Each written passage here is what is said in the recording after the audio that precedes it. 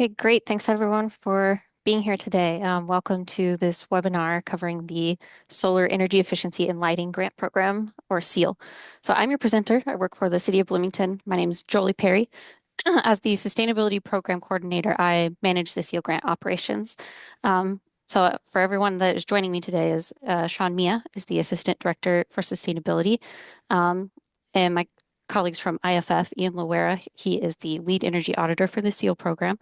And then Julie Jones and Sean O'Neill are here to represent Solar Energy Solutions. We're going to go over qualifications for the grant, eligibility in the application process, and then we'll talk about the roadmap for energy efficiency projects as well as the solar grant projects. So we will have time for questions at the end.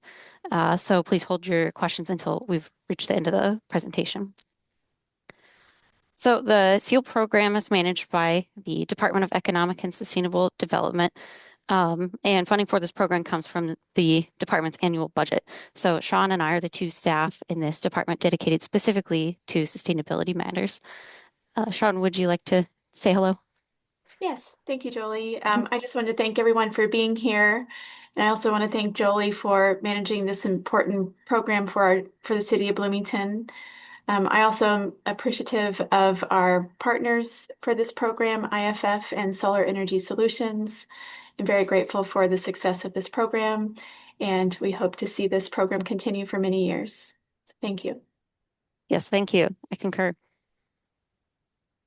So uh, At the Department of Economic and Sustainable Development, or ESD, our big goals are developing a livable economy and supportive environment for local businesses and organizations to thrive.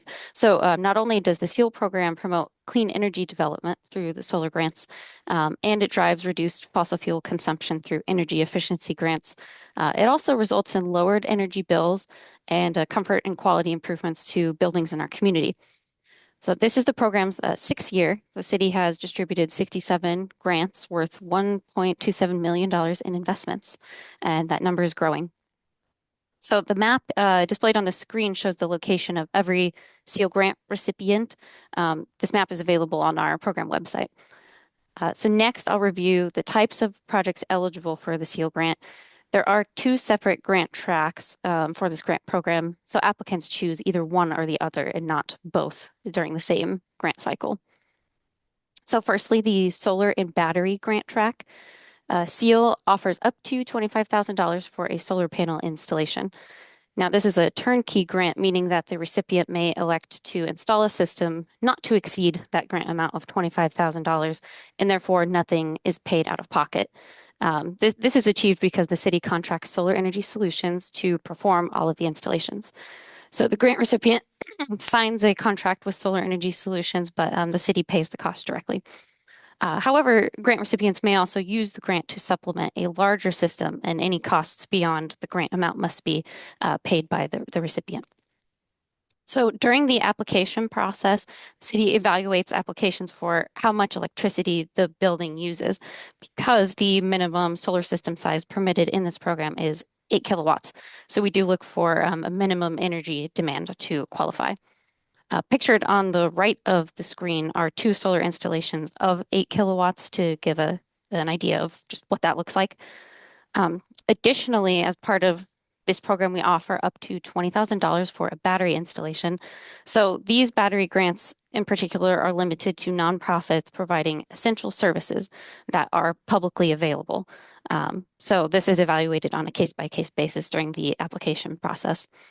So batteries store the energy captured by solar panels, which can be stored in case of a power outage or used for critical nighttime operations. And so we offer this option to improve the resilience of a building to severe weather events or unexpected circumstances that might cause power outages.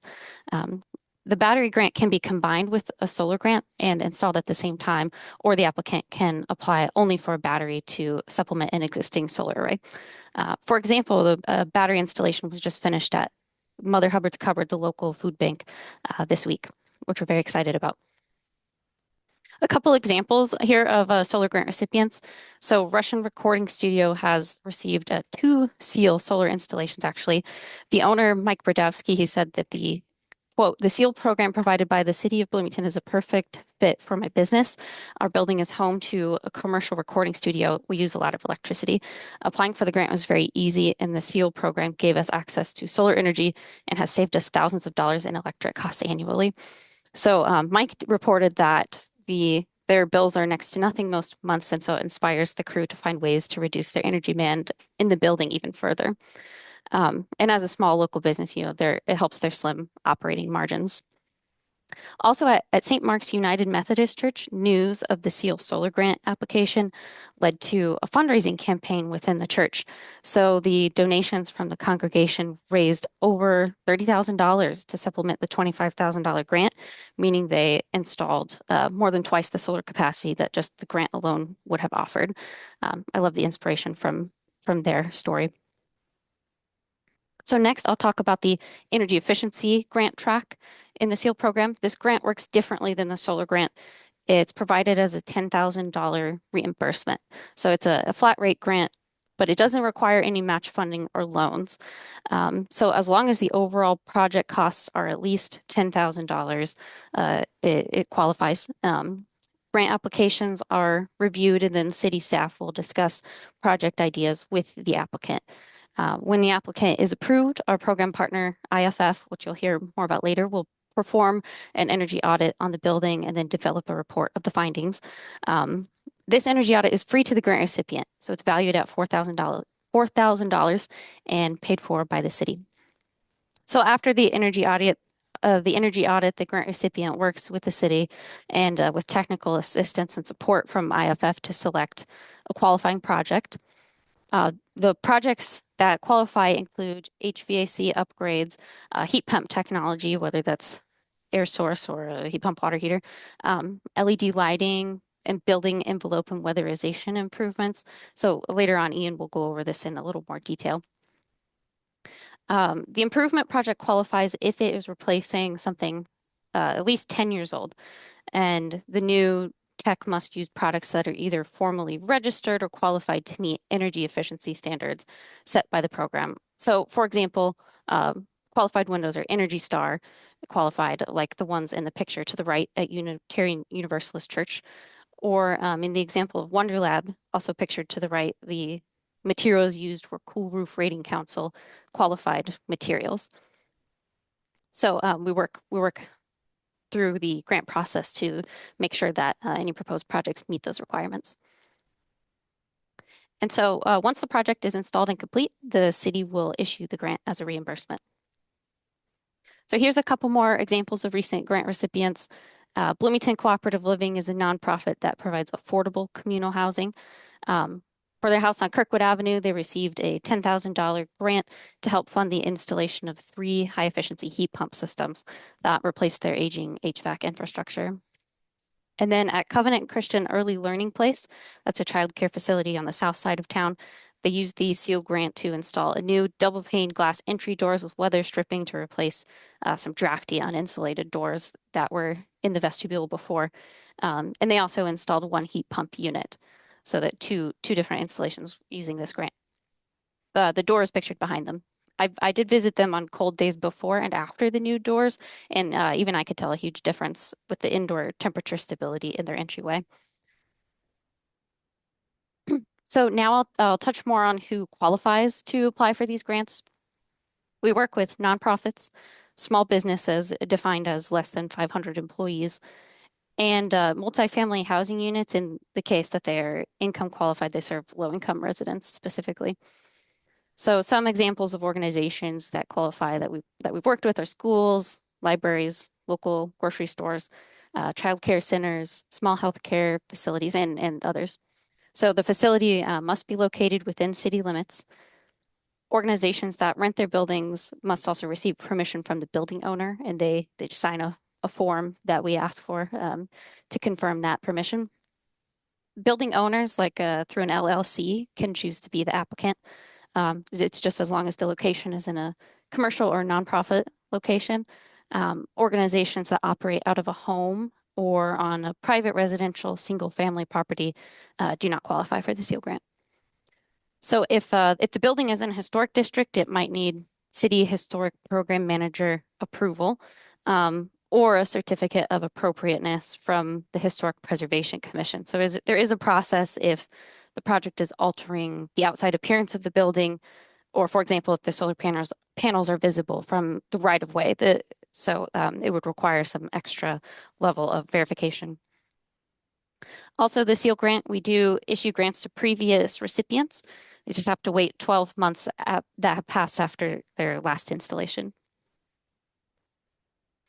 And we'll take a quick look at the application process. So it's all online through Bloomington Civiform. As an applicant, if you're to go in, you would be prompted to create an Access Indiana account with your organizational email. And so I recommend setting that one up so you can see your application history.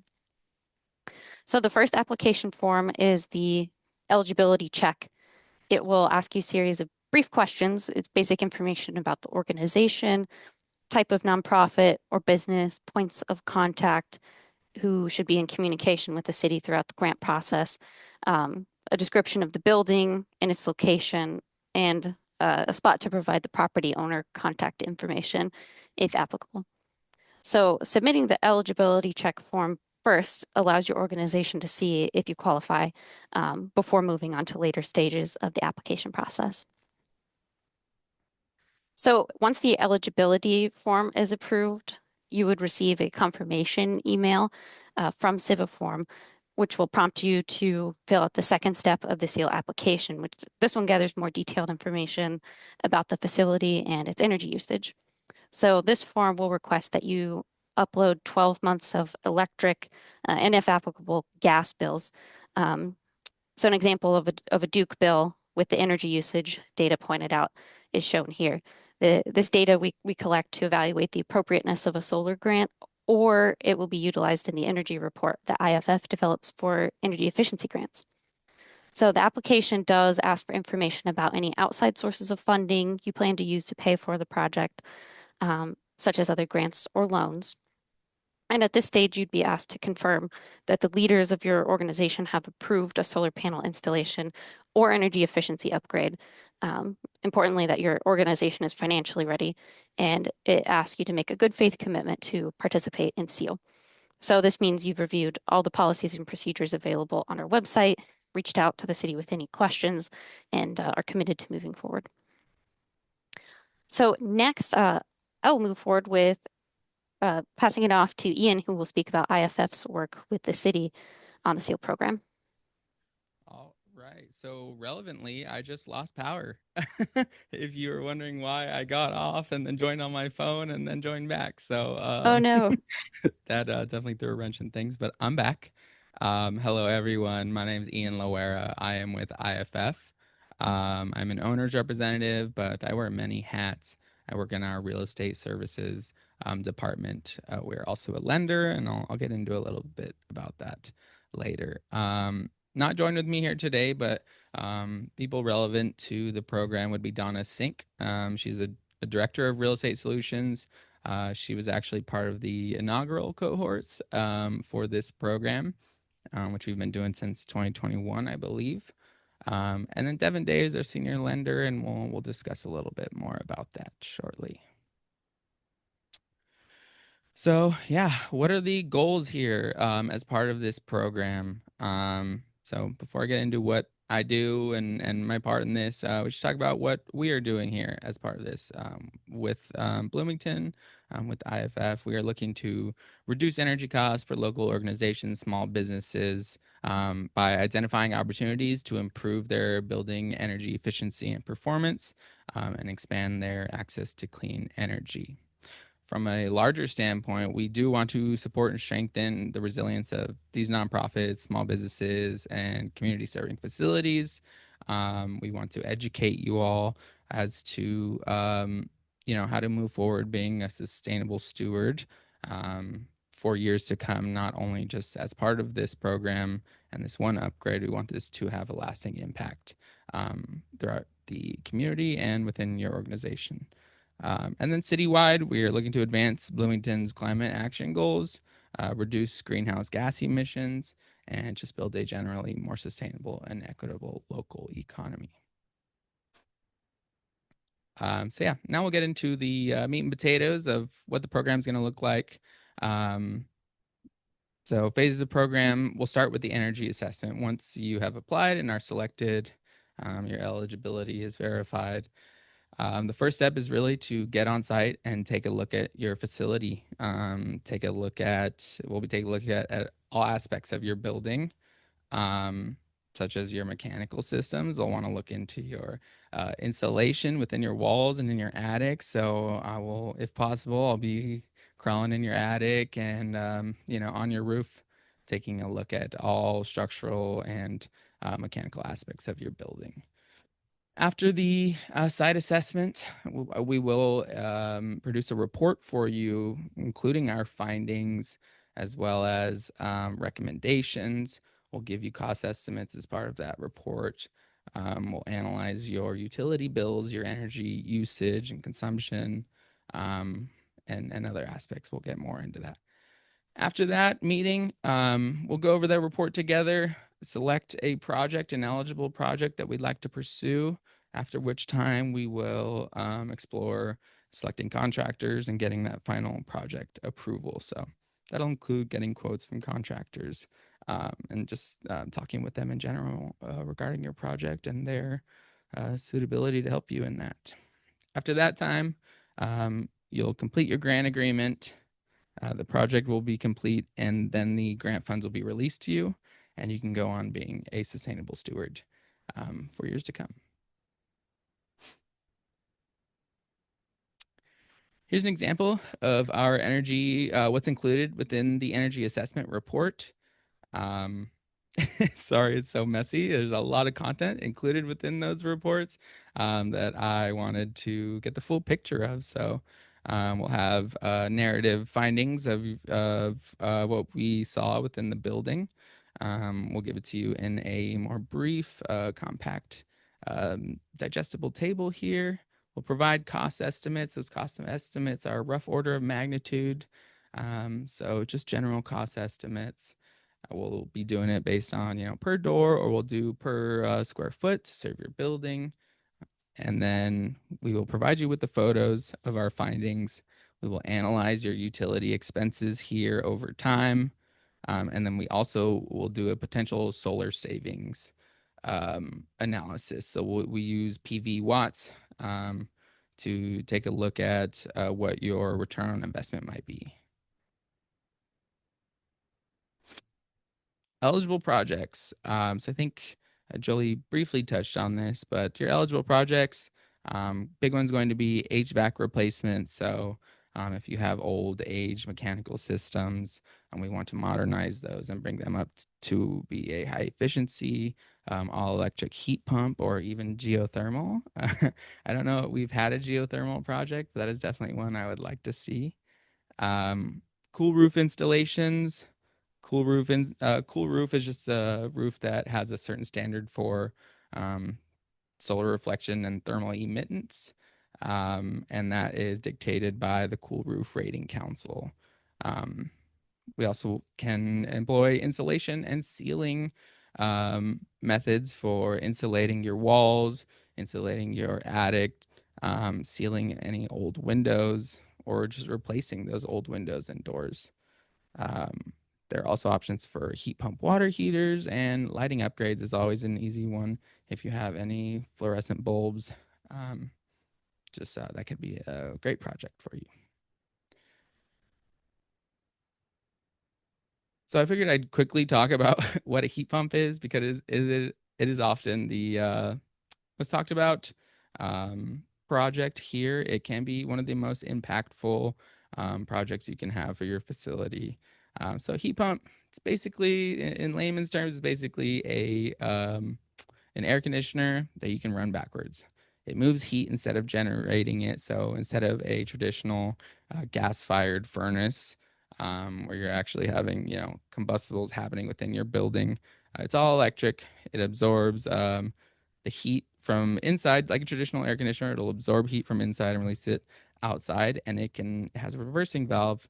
It can actually do the opposite. It can pull hot air from outside and bring it inside, and that even applies to cold winter. So, yeah. So the actual process, the energy assessment, and what to expect. So yeah, we'll meet with you on site. Preferably, we have somebody knowledgeable with the facility and its systems. So if you have a maintenance person on staff or just an operations person, um, it's very helpful to have them alongside. Like I had mentioned before, we'll take a look at your HVAC systems. We'll take a look at your existing lighting. Look at your insulation, your roofing, and your electrical systems. So we do have a FLIR camera, a forward-looking infrared camera. So we can take a look through, your walls, and see if there's, insulation lacking in certain areas that could be bolstered. We will, as I said, we'll review your utility bills and your equipment performance and identify upgrade opportunities, whether that be for efficiency, comfort, or cost savings. A lot of times we'll go in, organizations have, um, you know, uh, mechanical systems that are well past their expected lifespan. So we'll take a look at those, better inform you on that. We'll analyze the serial numbers for the age of the systems and just look at their general condition. We'll provide you with those rough order of magnitude cost estimates so you can get a picture before actually going to contractors for quotes to see what you might expect to spend for whatever improvement. Well, obviously, I am only really involved in the energy efficiency aspect of the SEAL program. We will discuss solar and battery options for you as well.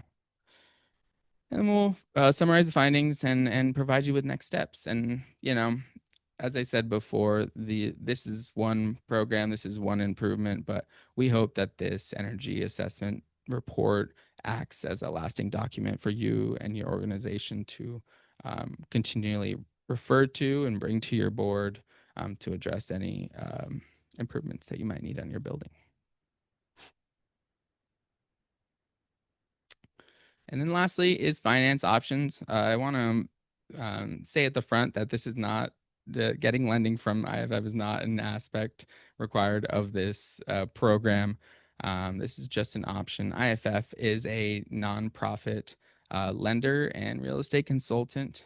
We have a lending arm that lends to strictly nonprofits. We offer loans from $10,000 to $6 million. These loans are strictly for facility improvements. We do not require building appraisals for loans up to $3 million.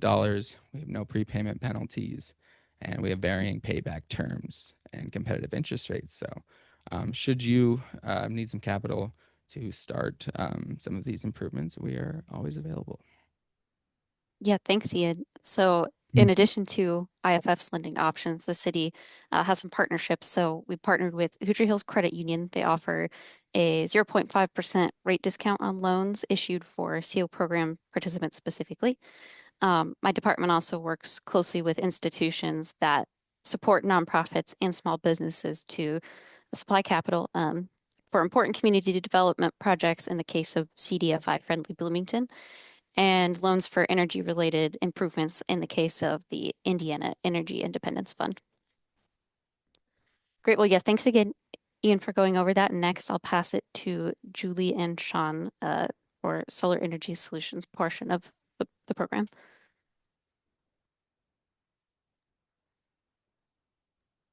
Okay, thank you. So I'm Julie Jones with Solar Energy Solutions. We are thrilled to be working with Bloomington. We have a long history of working with Bloomington. If you're familiar with the Showers building and the solar on top of that, that was a project of ours from back a ways. Anyway, very happy to be involved with the SEAL Grant Program. I'll just cover a little bit of our capabilities. We've been around for about 20 years. We are a employee-owned company as of the last couple of years. We've got offices and warehouses around the region. So we have a lot of talent to pull to bring to Bloomington. If our Indiana crew is busy, we've got other crews that can come in and just sort of just go where the need is at any given time. We are only dedicated to solar and battery. That's all we do. We're about 70 or so staff. And then, yeah, we serve, greater Kentucky, Indiana, Illinois, Ohio, Tennessee, and Virginia markets. At the bottom, you'll see all the NABCEP certified PV installation professionals that we have. That is sort of the gold standard in solar. We also have a NABCEP certified PV designer, one of our engineers, and we are part of the Amicus Collaborative. That's a collaborative of top solar companies across the nation into Canada as well, to help give us buying power, similar to some of the larger Sunrun type installers. All right. We've done everything in the last 20 years, so this is just a little sample of just the different kinds of things we've done. Everything from ground mounts to flat roofs to canopies and everything in between. And then these, we kind of focused on what to expect. So I'll let Sean take over. I should have put a proposal in here, but I can share one at the end if there's time for it. Hey everybody, my name is Sean O'Neill. I am one of the sales managers in Indiana. If you do go forward with working with the SEEL grant, you will either speak with me or my colleague Eric Strader. So essentially the process would be, once you are cleared through Bloomington's SEEL project to move ahead, Eric or myself would contact you and we'd have a discussion on the phone, any kind of questions you might have preliminarily about solar in general, or, anything that you might have on your mind about a battery or solar project. We can talk about it then and schedule a time for me to come out and actually walk through your building or facility and look at some different things in the building. We generally am going to be looking at your roof structure, the condition of the roof. There may be a discussion on whether your roof is, young enough to have solar on it, if you may need to replace a roof, things like that. Those kinds of conversations would happen at that time. Would be taking photos and measuring things. Mainly, we'd like to see the structure of your roof. So if there's any attic access, I would want to see that. We look at your electrical situation in the facility. That would include the meter outside, the service panel or circuit breaker panel, depending on how you like to refer to it. And then just kind of general routes that conduit might go from a solar array down to your service panel area. Need to know where your internet connectivity is. Our inverters and batteries connect to the internet so that we can monitor your system and for you to monitor the systems as well. Pretty much all the systems now have apps that you can access on your phone that will, let you monitor the system. Part of what we get from the city is utility bills, and we would look at those, or, we might talk about those at this meeting in person. And we may also need to have building plans, especially just for structural reasons, if we're not really able to see the structure of your roof or, how your attic is built. But yeah, basically the goal of this meeting is to answer a lot of questions, look around, get a good feel for how the electrical system is working in your building and see what kind of structures, which part of the building solar might work on best, and discuss batteries and if that's appropriate for the program. Next slide.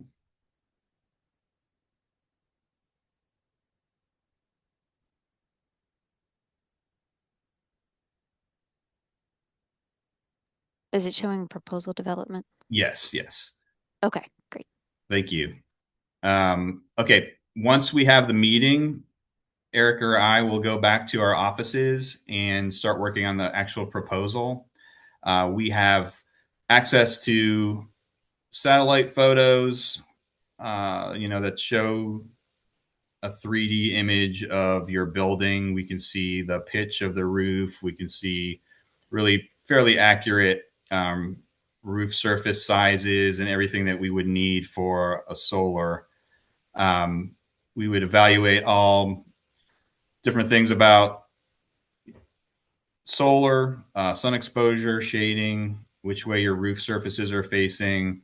We would verify the local utility rates in our system and make sure that the size of your array, is appropriate for what kind of utility usage that your energy usage that you're using throughout the year.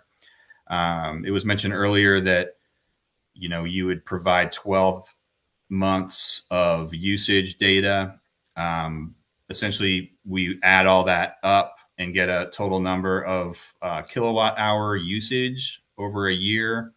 And we try to make sure that we can match up a solar system, a solar array that's the proper size for what kind of usage that you have. We don't want it to be too big, and obviously can't be lower than 8 kilowatts for this particular program. We'd also talk about financial modeling at this time. We would show you the costs of your energy. We would show you what kind of energy you could save dollar wise, how much energy the system would provide over a year, and you can see month to month as well. The SEEL grant amount for solar at $25,000 would be included in the proposal. And so you would see, we usually try to get it pretty close to that amount. There's usually kind of a sweet spot where it's over 8 kilowatts and under $25,000. It is possible that a grant recipient might decide to spend, you might spend some extra money of your own to make a larger array, or maybe pay for a battery, things like that. That's something we can discuss at that, at this time as well. We would send essentially a link to the proposal through your email. You can access that proposal through the email link, and it should have all the information you need there. But, we're always available if there's any kind of issue with that. Just get back with me and let me know. So our goal here is to provide a clear, data-driven proposal outlining system design costs and savings so you can move forward with this project with confidence. After you have the proposal, will probably, be some back and forth on the actual design and some of the other issues that might be, involved in the proposal. Once we get that all ironed out, you would sign the contract. We would develop engineering plans through our engineering department. Everyone at our company is a full-time employee of the company. So we have a full service engineering and design department. All of that would happen in-house with us. The next step would be detailed system design. Our engineering department creates a precise system layout tailored to the building. This is coming from input from our site visit and other conversations that we might have that allow us to make sure we can see that photo there. There's some equipment on the roof. We would make sure we're going around that equipment. There's certain code offsets and setbacks that we have to follow. We would review the roof structure and load capacity and make sure that the system is safe and compliant with code, and other ordinances or anything else that there may be involved in making sure that it's put on there right, that your roof can support all the solar panels and everything else that there may be. We may need more information at this point, more additional structural details or building plans like we mentioned earlier. The goal here is to finalize a safe, code compliant system optimized for performance and long-term reliability. After the design phase, we have this permitting and procurement phase. During some of the design, we may be initiating some paperwork with the utility, with Duke down there, and we will be submitting paperwork for permitting with the authority having jurisdiction down there, which is I think it's the county, right? Or city of Bloomington. Monroe County. Yeah. Okay. So we would submit the permitting documents to Monroe County, and during this time, we're doing the design and some of the other things. What happens with the permitting is we prepare and submit the county permits and the other documentation to them. There's a process there where they review the documents and make sure everything's compliant with what they're looking for. There is another step with Indiana, and that's the Indiana Department of Homeland Security. They also look at the design and make sure that there's some compliance there, mostly with code, with offsets and setbacks, making sure there's enough space for people like firefighters and others to move around the roof once the solar array is in place. Utility interconnection, I mentioned briefly. Duke being the utility provider down there, we would work on interconnection documents with them. That's usually a pretty straightforward process. They have some requirements, technical requirements and other things that we have to make sure that we're complying with. At that point, we are working with project management within our company to schedule the installation. Make sure that we have a place in our queue for getting your solar array put into place. And the goal here is to secure all approvals and materials needed to move the project to the installation phase without delays. Great. I'll add one thing just for anyone wanting to know what to expect with the timeline. This can take a few months. The process can take a few months from the time of the proposal acceptance to installation.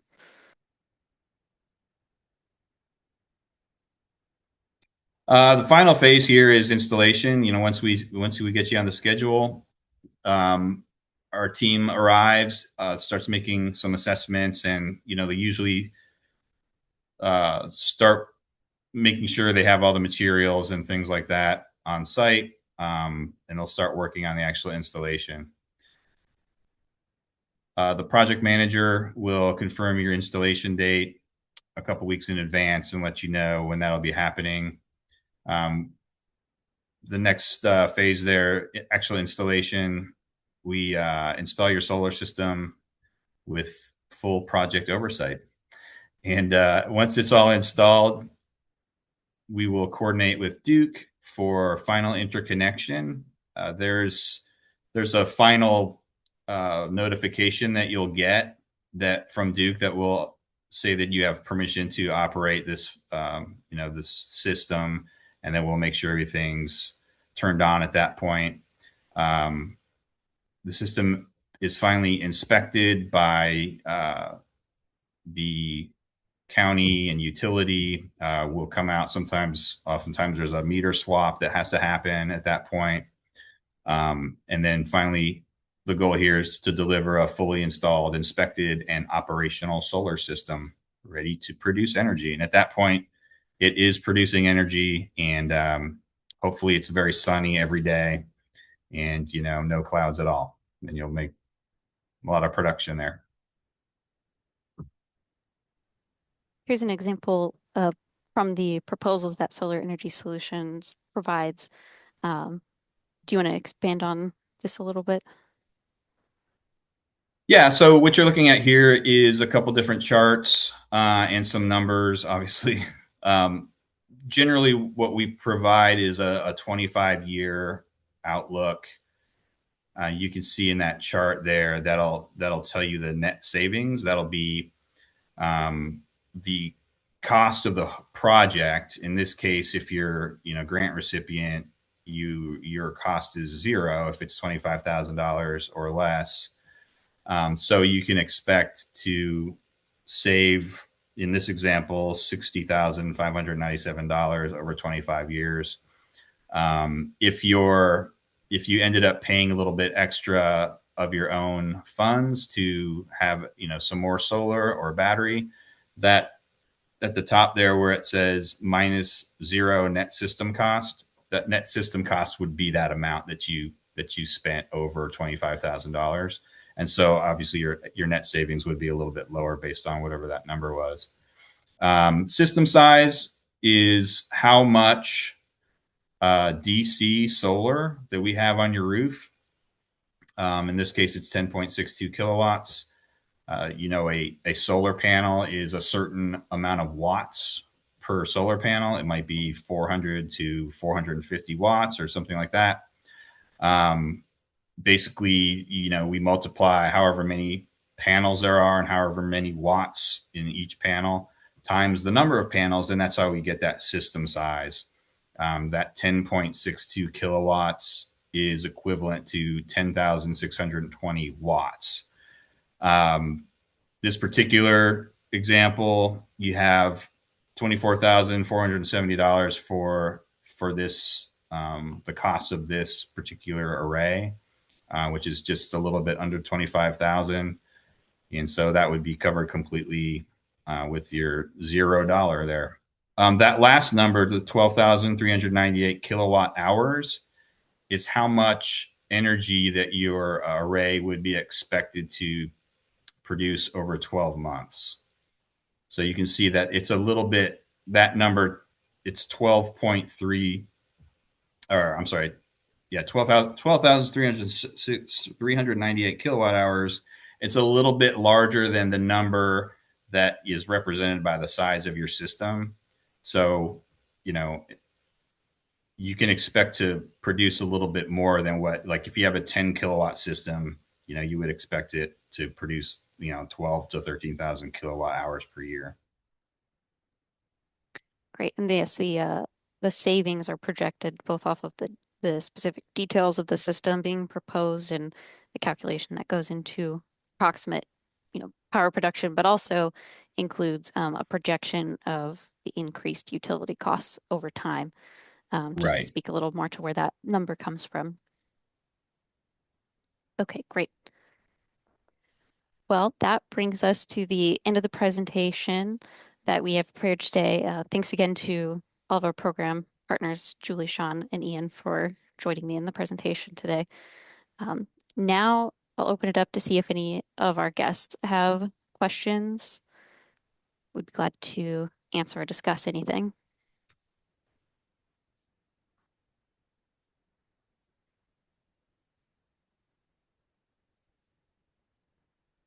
Okay, well, hearing none, if you do have questions, always feel free to reach out to my team at the City of Bloomington, Sustain at bloomington.in.gov, or you can call us. And if you go to our program website, all of these details are provided there. The application link is provided there at the program website, as well as a phone number for our department if you would prefer to call. So thanks again for your time, everybody. And very excited for the future of the SEAL program in 2026. So, goodbye. Thank you so much. Thanks. Thanks.